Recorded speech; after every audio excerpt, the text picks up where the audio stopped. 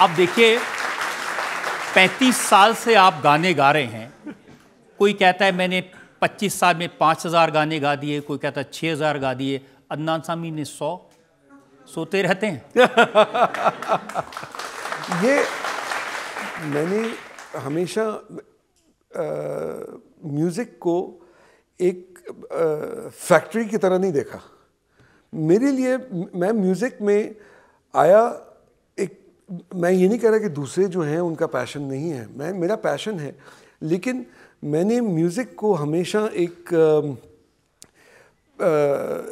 इस नज़रिए से देखा है कि मैं सिर्फ वो करूँगा जो मेरा दिल चाहेगा, कि जहाँ पे मेरा दिल मान जाए कि ये करना चाहिए। अब बहुत सारे लोग हैं जो बेशुमार किस्म के गाने गाए हैं और वो बहुत ही ज़बरदस्त बात है। मैं उनको बहुत एडमायर करता हूँ। मैं अलग सा बंदा हूँ। देखिए मैं बताऊँ, मुझे जो पता चला कि आपका जितना पैशन गाने से है उससे ज़्यादा खाने से है। जितने ज़्यादा आपने गाने गाए हैं उसके मुकाबले बेशुमार खाने खाए हैं। ये बात भी सही है। अब वो मेरे पास एक बंदा आया, उसने वो कुकिंग के लिए आया, तो मैंने कहा कि क्या क्या बना लेते हो, तो उसने बड़े शो मार के ना उसने मुझे कहा कि भाई ये बता दो, ये मेन्यू देखिए मेरा। तो मेन्यू में मैंने देखा ये सिंधी बिरयानी बना लेते हो? तो कहना हाँ साहब बना लेता हूँ। मुझे बिल्कुल राजेश खन्ना साहब याद आए बावर्ची में, तो उसी अंदाज में वो थे। तो मैंने कहा कि चल यार एक काम कर, तो सिंधी बिरयानी बना दे। तो मैं गया रिकॉर्डिंग पे, और रिकॉर्डिंग से मैं जब वापस आया बड़े दांत तेज़ करके मैं आया था वापस कि भाई आज सिंधी बिरयानी खाई जाएगी। तो जब मैं बैठा और वो बिरयानी लेके आया, तो उसका ना सर ना पैर जो था, उसका कुछ सिंधी बिरयानी से कोई ताल्लुक ही नहीं था उसका। तो मैंने उसको बताया, मैंने कहा इधर आ, ये क्या है? सिंधी बिरयानी है साहब। मैंने कहा मुझे, अच्छा उस वक्त मेरा वज़न जो था वो 230 किलो था।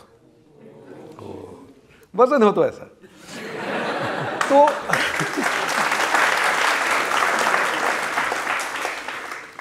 तो मैंने उसको कहा, मैंने कहा ये सिंधी बिरयानी है? मैंने कहा हाँ साहब।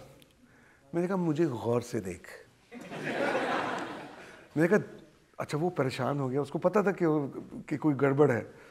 तो मैंने कहा मुझे ठीक तरह गौर से देख।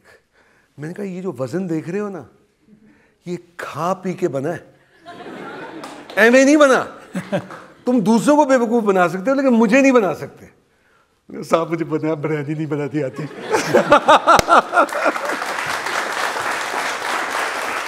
तो ये जो आपका 230 किलो वज़न था जी, तो खाना खाने की वजह से आप मोटे हो गए थे या मोटे होने की वजह से खाना ज़्यादा खाते थे? दोनों। लोग मुझसे कभी कभी पूछते थे, कभी कभी सार्कास्टिकली, कि आपकी सेहत का राज क्या है? मैंने कहा मैं बहुत ज़्यादा खाता हूँ और मुझे बहुत मज़ा आता है। I was very unapologetic about it. और हकीकत ये थी कि मैं खाने को बेहद पसंद करता था, और उसकी वजह से मेरा वज़न भी बढ़ा। और ऑफ कोर्स एक फैमिली टेंडेंसी भी होती है। वो मेरी वालदा जो थी, वो कहा करती थी पंजाबी में, साढ़े हंसते थे पाड़ी भी क्यों है। तो वो हकीकत ये थी कि मतलब कि हम थोड़ा सा भी खा लेते थे तो हमारा वज़न बढ़ जाता था और बढ़ जाता है, और दूसरे जो है वो पूरा घोड़ा खा लेते हैं, उनको कुछ नहीं होता। तो ये जो आलसीपना है आपका, इसकी वजह से आप मोटे हुए या मोटे होने की वजह से आलसी हुए? दोनों।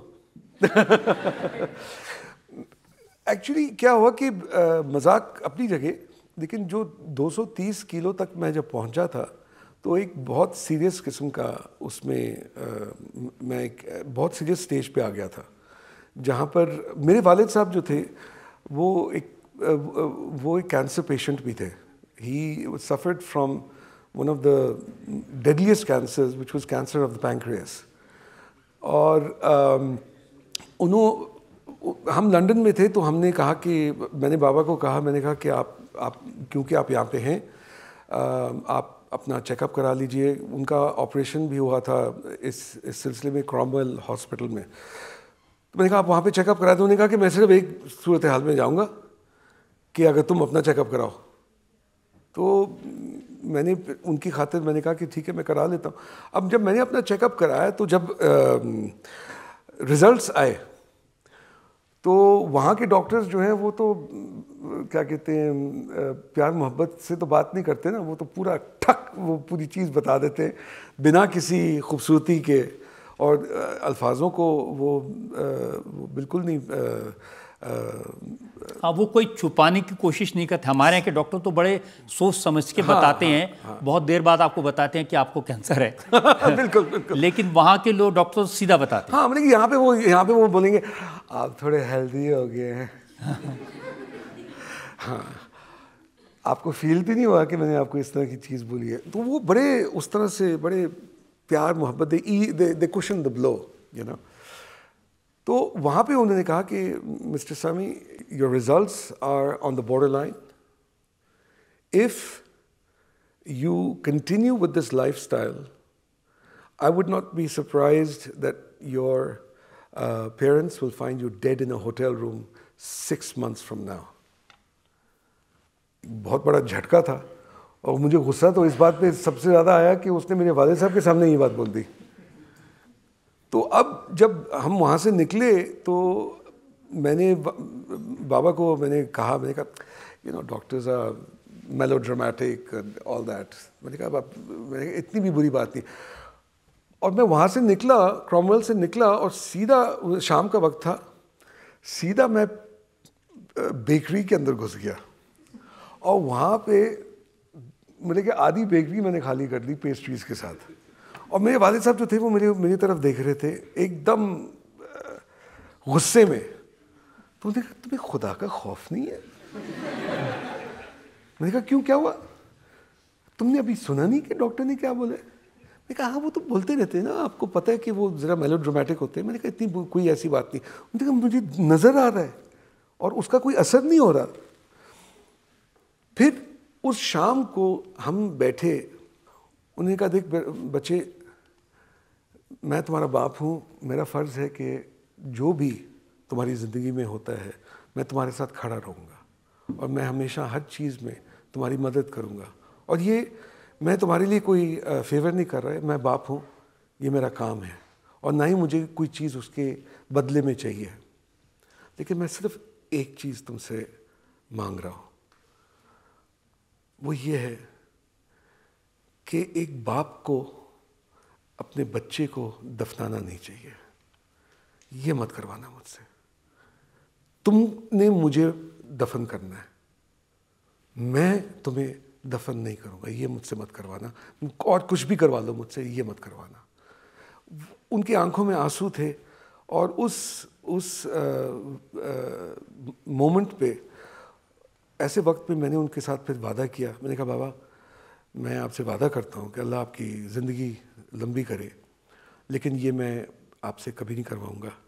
आपसे मैं आज वादा करता हूँ कि मैं अपना वज़न जो है वो मैं कम करूँगा। और फिर जाके मैंने तकरीबन 120 किलो कम किया। ज़रा एक तस्वीर